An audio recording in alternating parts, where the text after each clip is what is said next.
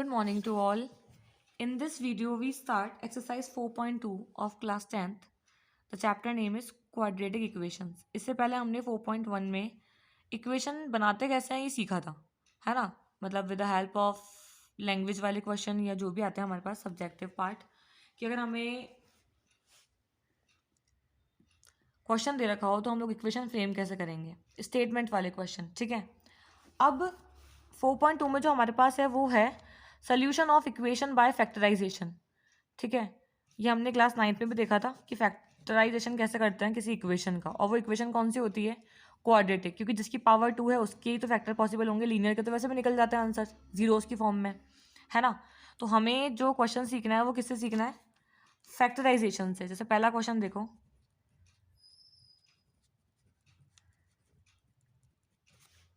इसको कंपेयर करें अगर हम स्टैंडर्ड फॉर्म से तो वो क्या होता है,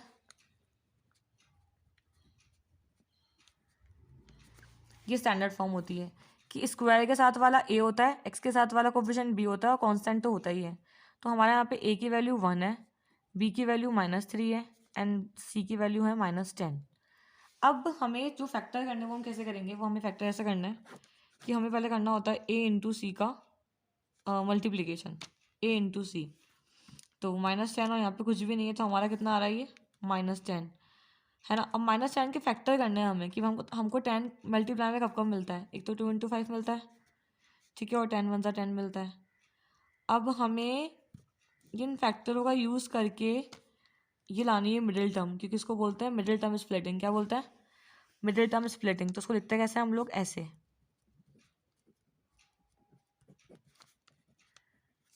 हमें चाहिए -3, फैक्टर में हमारे पास है 2 इंटू 5, तो हम लोग -3 करने के लिए क्या लेंगे, इसको प्लस का 2x और माइनस का 5x, क्योंकि 5 2 जा 10, प्लस माइनस माइनस, और प्लस माइनस माइनस का कितना आएगा, ये -3x। यानी कि इसी नंबर को मल्टीप्लाई करने पर तो -10 मिल रहा है, जो कि हमारा फैक्टर था, सॉरी जो कि हमारा मल्टीप्लिकेशन था, और प्लस माइनस करने पर हमको बीच वाली टर्म मिल रही है, तो हो गई ये स्प्लिटिंग।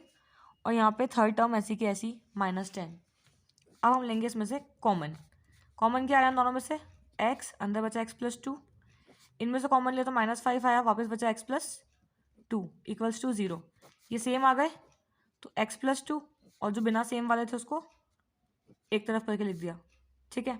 तो अगर हम लोग इसके वैल्यू निकाले, सॉल्यूशन निकालना है ना हमको, तो उसको रखेंगे 0 के इक्वल, तो उसकी वैल्यू कितनी आएगी, -2, और इसको रखेंगे तो वैल्यू कितनी आएगी, 5। ये हमारे क्या है, आंसर इस इक्वेशन के।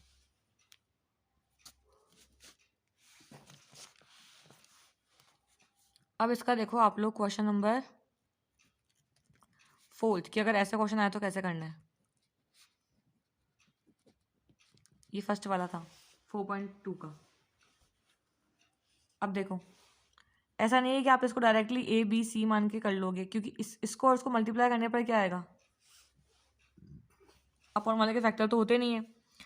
सबसे पहले आप इस 8 को यहाँ और यहाँ मल्टीप्लाई करोगे तो इक्वेशन क्या बन जाएगी, 16x² -8x + 1 = 0।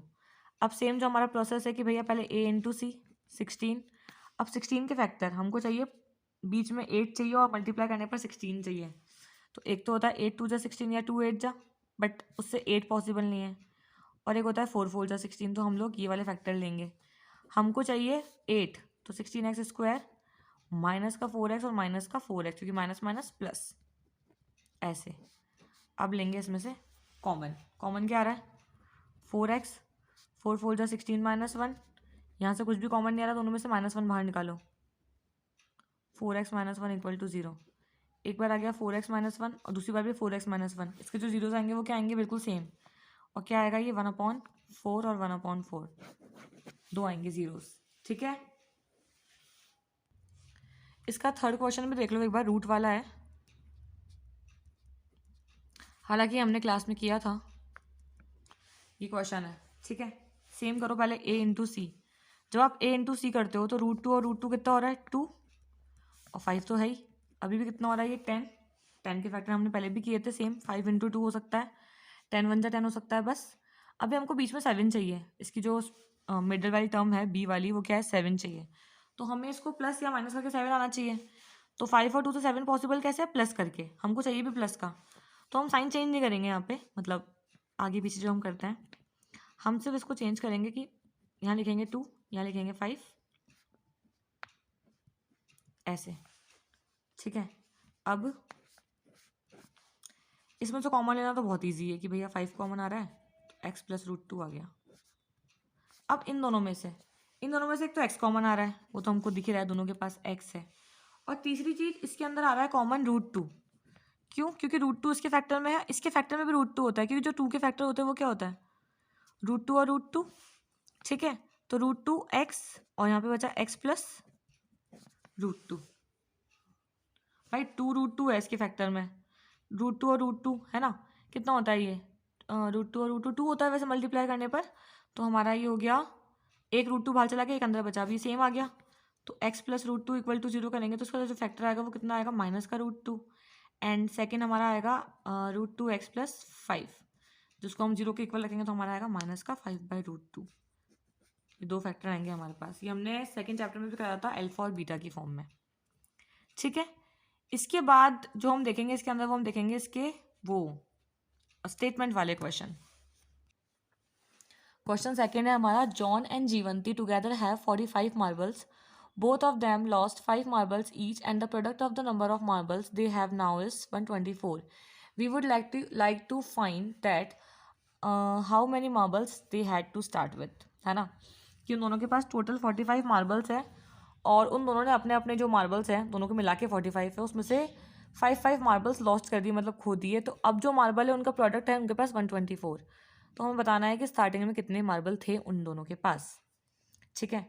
तो सबसे पहले जब भी आपको अगर सम दे रखा हो किसी भी नंबर का तो उसको हम ऐसे लिखते हैं, और स्प्लिटिंग करने के लिए क्या करते हैं, लेट एक के पास अगर x है तो दूसरे के पास कितने जाएंगे, 45 माइनस एक्स। x माइनस 45 मत करना, क्योंकि x में से 45 नहीं गए, 45 में से x हटा दो तो जो बचा कुचा आएगा वो सेकेंड वाले का आएगा। मान लीजिए ये जॉन का है और ये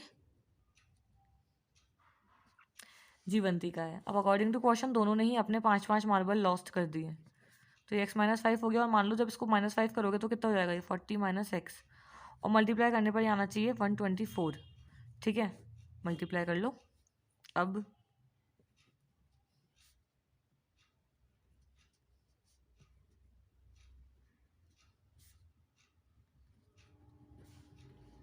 तो कितना हो गया, ये 40 और 45x,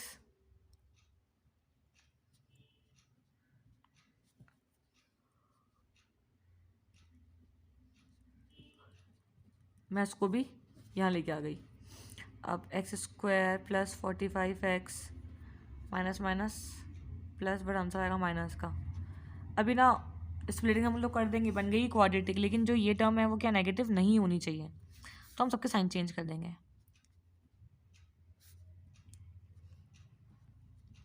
बस अब स्प्लिटिंग कर देंगे।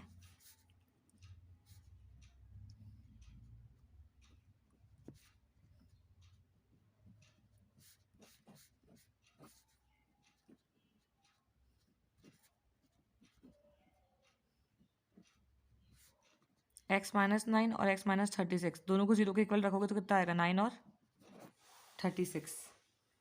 तो अगर आप x को 9 रखते हो तो उसके पास आएंगे 45 माइनस 9, अगर आप इसको रखते हो 36 तो उसके पास आएंगे 45 माइनस 36 दैट इज 9। तो एक ही बात है, आंसर हमें क्या मिलने वाला है, 9 और 36।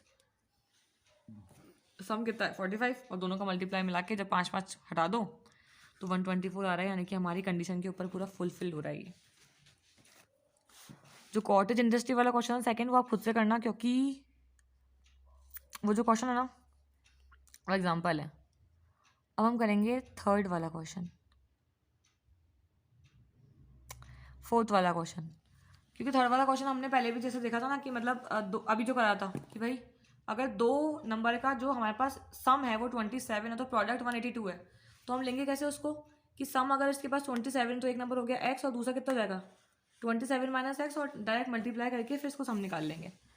फोर्थ वाला क्वेश्चन हमारे पास ये है कि 2 कॉन्जिक्यूटिव पॉजिटिव इंटीजर का सम निकालना है हमको, निकालना है हमको दो नंबर जिसके स्क्वायर का सम ऑफ स्क्वायर से 365। तो let number be x and x plus 1। अब इसके स्क्वायर का सम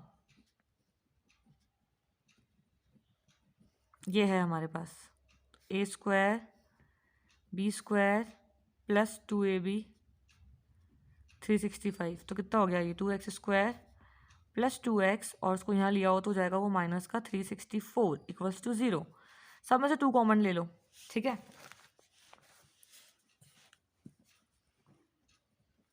plus x minus 182 equals to 0।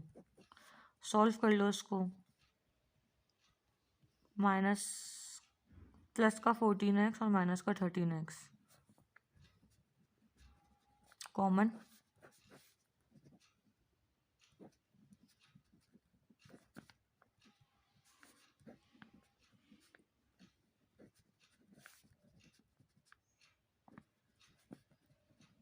एक आएगा प्लस का 13, एक आएगा माइनस का 14। तो हम लोग माइनस वाला तो लेंगे नहीं, हम लोग लेंगे प्लस वाला। तो जो हमारा नंबर बनेगा वो क्या बनेगा 13 और 13 प्लस 1 14, ठीक है, क्योंकि हमने इसी को x माना था। अब हम करेंगे इसका लास्ट क्वेश्चन, जो मैंने आपको एग्जांपल छुड़वाया था ना, उस पर बेस्ड क्वेश्चन है, तो हम लोग ये कर लेंगे, तो आप लोग वो अपने आप कर सकते हो। एक इंडस्ट्री, एक कॉटेज इंडस्ट्री, वो प्रोड्यूस करती है certain number of pottery articles in a day. It was observed on a particular day that the cost of production of each article was 3 more than twice the number of articles produced on that day. So if the total cost of production on that day was 90 rupees, तो find the number of articles and produce and the cost of each articles। ठीक है, ये बोल रहा है कि एक industry है, वो एक दिन के अंदर कुछ नंबर ऑफ मतलब particular number of articles produce करती है, और जो कॉस्ट है वो ऐसी है कि जो भी जितने भी नंबर ऑफ आर्टिकल वो प्रोड्यूस करते हैं उसके 3 more than twice the number of article produce, हाँ उसकी डबल से 3 ज़्यादा है। तो हम लोग क्या करेंगे, let number of article produce, या हाँ number of articles produced in a day be x. तो कॉस्ट कितनी हो जाएगी उसकी,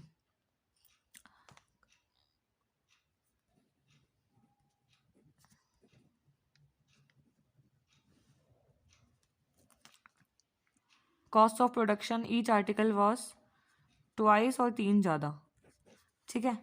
अब टोटल कॉस्ट कैसे आएगी, टोटल कॉस्ट 90 रुपीज़ है, टोटल कॉस्ट कैसे आएगी, जितने भी नंबर ऑफ आर्टिकल हो जितनी भी कॉस्ट है पर की मिला के, तो x 2x plus 3 equals to 90। अब इसको इससे मल्टीप्लाई करा, इसको इससे करा,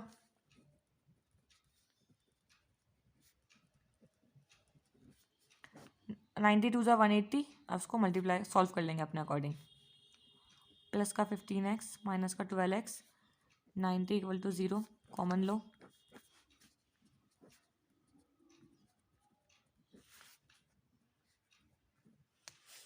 सिक्स टू ज़ा 12 और 15 ये आ गया। एक मिनट, यहाँ आएगा प्लस और यहाँ भी आएगा प्लस, क्योंकि बाहर प्लस है। तो x माइनस 6 तो 6 और 2x प्लस 15 तो माइनस 15/2। तो ये तो पॉसिबल नहीं, रिजेक्ट हो गई वैल्यू, ये रखेंगे। अगर x की वैल्यू 6 आ रही है तो ये रहा नंबर ऑफ आर्टिकल 6 प्रोड्यूस करते हैं अगर वो एक दिन में, तो कॉस्ट कितनी है 6 to the 12 प्लस 3 15। तो आंसर कितना आ जाएगा 15 और ये 6, ठीक है। तो ये हो गई आपकी 4.2। नेक्स्ट वीडियो में हम लोग स्टार्ट करेंगे 4.3, और उसमें हम सीखेंगे कि क्वाड्रेटिक फॉर्मूला कैसे अप्लाई करता है। इसी को सॉल्व करने के लिए अगर हम लोग ये ना करें, स्प्लिटिंग ना करें, तो हम लोग फॉर्मूले से भी कर सकते हो। कंप्लीट स्क्वायर मेथड है एक और, बट वो हमारे सिलेबस में नहीं है, तो वो हम स्टार्ट भी नहीं करेंगे, ठीक है। कोई प्रॉब्लम हो तो आप लोग मुझसे पूछ सकते हो। Thank you, have a good day.